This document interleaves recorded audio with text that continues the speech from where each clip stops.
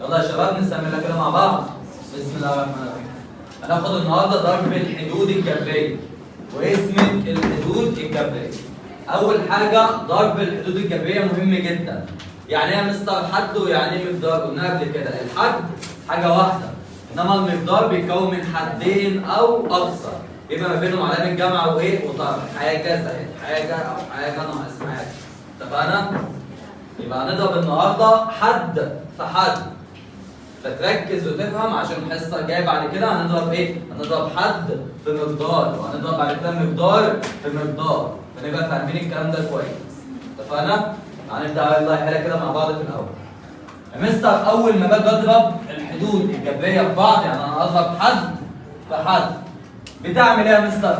اول خطوه بنعملها بنضرب العدد في العدد. نضرب العدد اللي هنا في العدد اللي هنا يا مان.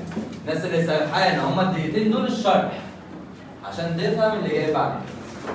تمام؟ محدش بقى بيكتب ويسمي لها كده عشان ايه؟ نبقى فاهمين. يلا. اول ما بنيجي بنضرب العدد في العدد. طب وبعد كده بتضرب النوع في النوع. ايه النوع ده يا مستر؟ اللي هو الرمز. اللي هو ايه؟ الرمز. رمز ألف، رمز ب، س، ص، ج، د، أي رمز منهم. يبقى أنا لما باجي أضرب الرمز بضرب إيه في الأول حاجة؟ العدد في العدد، وبعد كده النوع في النوع. تعال نضرب العدد في العدد. ضربتهم خلاص، جدول الضرب العادي. طب النوع في النوع بقى. افرض يا مستر هنا النوع ألف وهنا النوع ب، يعني النوعين مختلفين عن بعض. لو النوعين مختلفين عن بعض الزقهم في بعض. يعني يا مستر هنا ألف وهنا ب، يبقى ألف ب. اتفقنا؟ يبقى لو النوعين مختلفين عن بعض نلزقهم في بعض. أو أنا كاتبها لك بالعربي خالص أهو. نلزقهم في إيه؟ في بعض. اتفقنا؟ يعني هنا ألف وهنا ب يبقى ألف ب. هنا س وهنا ص يبقى س ص. اتفقنا؟ في مشكلة في الكلام ده؟ تمام. طب يا مستر افرض النوعين متشابهين، يعني في هنا ألف وفي هنا ألف، هنثبت الألف ونجمع الأسس بتاعته. يعني يا مستر هنا لو النوعين متشابهين هنثبت النوع. هنثبت الايه؟ لو ألف وألف أثبت الألف واجمع الأسس اللي عليهم. هقول لك حالا ازاي. يبقى هنثبت النوع ونجمع الأسس بتاعتهم. نجمع الايه؟ الأسس بتاعتهم. اتفقنا ولا ما اتفقناش؟ تعال نشوف الكلام ده. يبقى انا اول حاجه يا مستر بضرب العدد في العدد والنوع في النوع، كله هيقابلني يا مان. كله هيقابلني حاجه. اتفقنا؟ يلا اول حاجه كده حد في حد، عدد في عدد، 2 في 3 6. طب سالب 2 في 5 10. طب هنا يا مستر اضرب العدد في العدد زي ما اتفقنا. انا بضرب يا صهيب العدد في العدد، 2 في 3 6. وفي س يا مستر وما فيش س خلاص اهي. ثبت السين زي ما هي. في نوع اهو ثبته زي ما هو. اتفقنا؟ يبقى اضرب العدد في العدد، 2 في 3 هنضرب النوع في النوع. هنا مفيش نوع وهنا س وانت مثبت الايه؟ السين. في مشكله فيها؟ يلا اللي بعدها سالب 5 في 2 سالب 10. النوع هنا ص قمت كاتب الصاد لان هناك مفيش نوع. فيها مشكله يا ياسين؟ حل معايا يا ياسين. العدد في العدد، العدد هنا كام؟ والعدد هنا كام؟ 2 في 3 6. تعالى يلا نضرب النوع في النوع. س في ص، النوعين متشابهين ولا مختلفين؟ مختلفين، نلزقهم في ايه؟ في بعض. ادي س وادي ص. فيها مشكلة؟ في مشاكل في الكلام ده؟ قول يا مهند. سالب 2 في 5 لأن بضرب العدد في العدد. سالب 2 في 5 بكام؟ طب ألف في ب بكام؟ بألف ب، بلزقهم في بعض. شفت الدنيا سهلة ازاي؟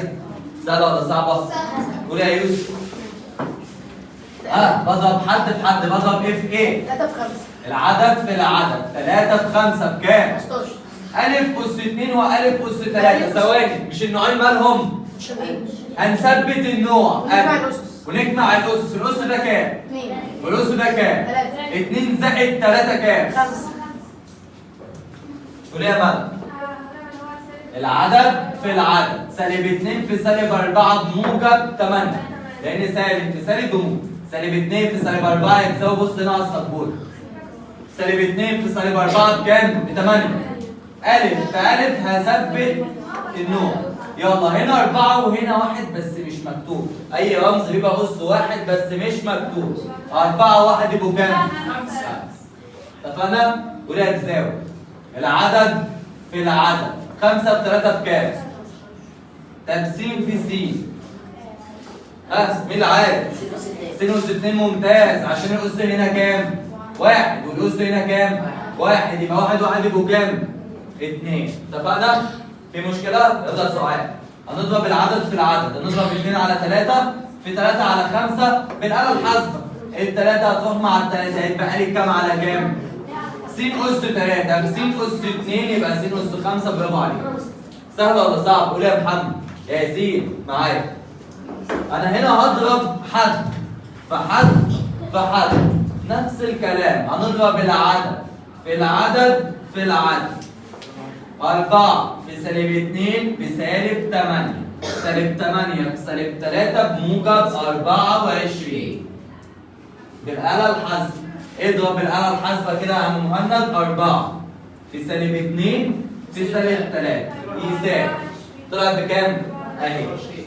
يلا نضرب السين في س في س. قمت مثبت السين واجمع الأسس. دي كام؟ 3 و1 قد 4. 4 و2 يبقى تاني العدد في العدد في العدد يا مهند. 4 في -2 في سالب 3 بكام؟ تعال نثبت السين. يلا ادي السين. الأس ده كام؟ 3. والأس ده كام؟ والأس ده كام؟ تعال نجمع الأسس. 3 و1 4. 4 و2 يبقى س أس 6. تعال نروح على الصاد. قمت مثبت الصاد اهي. الأس ده كام؟ 1. والأس ده كام؟ الأس ده كام؟ 1 و2 3. 3 و5 8. في حد مش فاهم؟ أقوله تاني كله. ماشي؟ ركز يلا معايا. بنضرب ايه في ايه يا ياسين؟ العدد في العدد في العدد. امسك آلة حاسبة. اضرب لي 4 في -2 في سالب 3. هي ما هنجيب لك واحدة.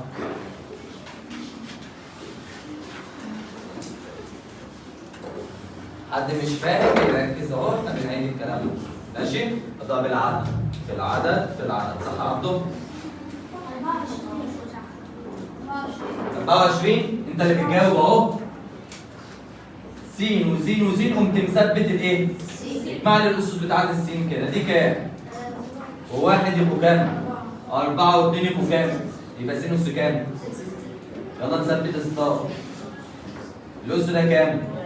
و2 يبقوا كام؟ 3 و5 يبقوا كام؟ طب افرض انا مفيش صاد، خلاص اجمع بتوع دول وده بس. ماشي؟ في مشكلة في الكلام ده؟ ادي عملية الضرب خلصت يا صغير. سهلة ولا صعبة؟ سهلة ولا صعبة؟ اتفقنا؟ في عملية القسمة برضه هنقسم العدد على عدد. هنعمل ايه؟ هنقسم العدد على العدد. لما باجي اقسم النوع على نفس النوع بنثبت النوع ونطرح الاسس. بنثبت الايه؟ النوع اللي هو الرمز اللي هو اسمه الاساس يعني، ونطرح الاسس. مش في الجمع مش في الضرب بنجمع الاسس، في القسمه بقى نطرح الاسس ونطرح الاسس. اصلا الالف ده بيبقى اسمه اساس واللي فوق ده بيبقى اسمه ايه؟ اسس. يعني النوع اسمه اساس واللي فوق ده اسمه ايه؟ اسس. عشان في المدرسه لما يجي يقول لك في حاله ضرب الاساسات المتساويه يعني الانواع اللي شبه بعضها يعني بنثبت الاساس ونجمع الاسس. وفي حاله القسمه بنثبت الاساس ونطرح الاسس. يلا نشتغل. حل معايا. ركزوا السؤال ده معايا السبوره. قول يا عبد. 6 على 3 فيها كام يا عبده؟ فيها 2.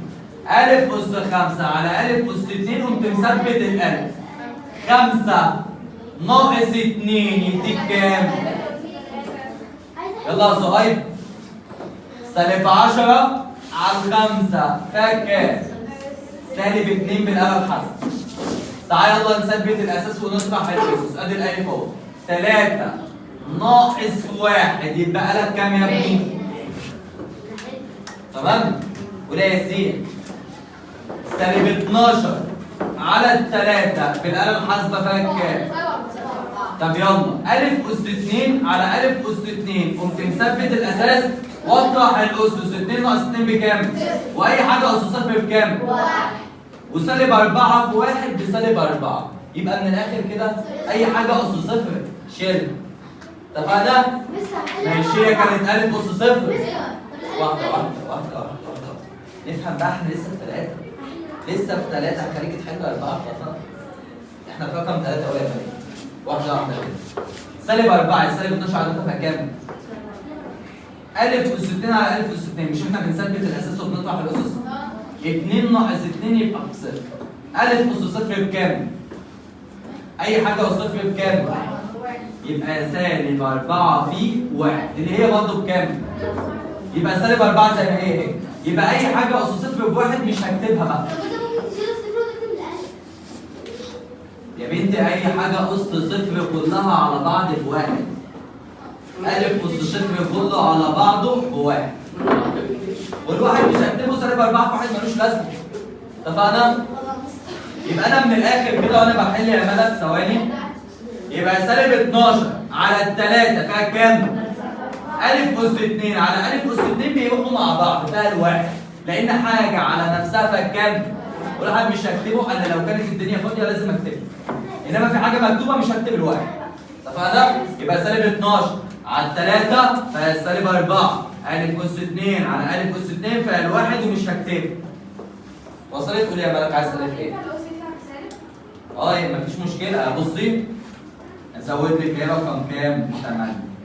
ها 10 ألف أس 2 على 5 ألف أس 7. يلا ها 10 على 5 فال 2 ألف وألف قمت مثبت الألف واطرح الأسس 2 ناقص 7 بكام؟ يبقى ألف أس سالب 5. وأنا هنيجي ناخد حاجة تانية بعد كده في الأسس إن إحنا نعدلها ونظبطها بس ده الترم التاني. ماشي؟ ده الترم الإيه؟ التاني. ويلا معايا بس أنت فهمتيها ينفع يطلع بالسالب عادي. حل يا زلمة. حل من رقم 1 اللي أنت عمالة هحل رقم 4 حل رقم 4. يلا 20 هقول انا ولا هتقول ايه؟ 20 على 5 تمام جدع. أس 3 ألف أس 3 مفيش حاجة زي يبقى سيبها زي ما هي. سهلة؟ ماشي؟ عملية قسمة تانية اهي. يلا يا نجم اللي معايا. قسمة عادية العدد على العدد 8 على 2 يا ملك. ده كام؟ س أس 2 على س أس 1 ثبت السين 2 ناقص 1 والواحد ممكن ما تجيش. قول يا مهند ص أس 3 على ص قمت مثبت الص 3 ناقص 1 يبقى اس كام؟ 2 معانا محمد 8 على 2 بقى كام؟ 4 س أس 2 على س أس 1 ده كام؟ س أس 1 ص أس 3 على ص أس 1 فص أس كام؟ 2. اتفقنا؟ فيها مشكلة في الكلام ده؟ ها؟ تعالوا نحل يلا. قول يا ابو النجم. سالب 12 على 3 فيها كام؟ س أس 2 ومفيش تاني س هنا خلاص ثبتها. ص أس 3 على ص أس 1 ثبت الصاد اهو 3 ناقص 1 يبقى كام؟ 2. ده صاد أس 2. اتفقنا؟ ما تهبطش في الزحمه يا بالنبي. لا اصل انت قلت لي حاجه. ايوه ما انا عارف. انت قلت لي 3 على 1. لا صاد أس 3 على صاد أس 1 بثبت الصاد وبطرح الأس 3 ناقص 1 بكام؟ ب 2. اتفقنا؟ قول يا ولد. سالب 12 على 4 سالب 3 ممتاز. ألف أس 2 على ألف أس 1 يبقى لي ألف أس كام؟ أنا ثبت الألف أهو 2 ناقص 1 بكام؟ 1. والواحد ممكن ما تشيلوش. ب أس 3 على ب أس 1 يبقى ب أس 2. ج أس 2 على ج أس 1 ج أس 1. والواحد ممكن ما يحلش. في مشكلة في الكلام ده؟ سهل ولا صعب؟ تمام؟ هنحل هنكتب مسألة على السبورة ونحلها بس هو اللي بيمشي.